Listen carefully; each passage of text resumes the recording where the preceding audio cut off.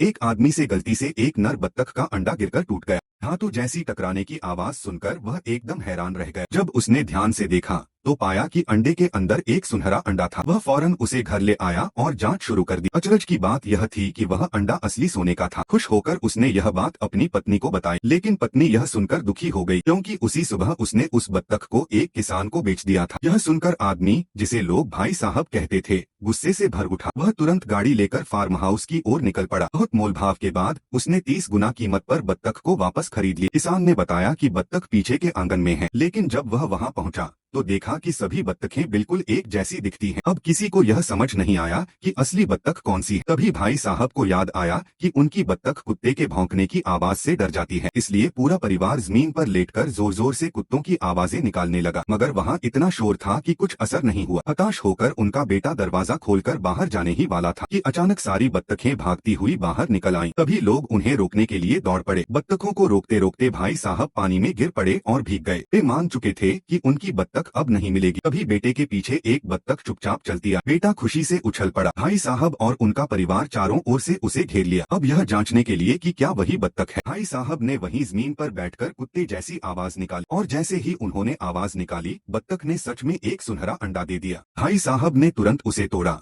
और देखा, हाँ, ये असली सोने का अंडा है। अब वे दोनों घर लौट आए और सोने के भाव से हिसाब लगाया। बत्तख हर 10 मिनट में 4 अंडे देती है। अगर दिन में 6 घंटे काम करे तो रोज 1 लाख कमा सकते हैं। कुछ ही दिनों में वे करोड़पति बन सकते हैं। अब सबसे जरूरी बात थी कि इस राज को किसी को पता न चले। भाई साहब ने सारे अंडे छुपा दिए। रात को तो सोने से पहले बत्तख को चादर ओढ़ा दी और खिड़की बंद कर दी ताकि उसे सर्दी न लग जाए। यह सब देखकर पत्नी भी हैरान रह गई।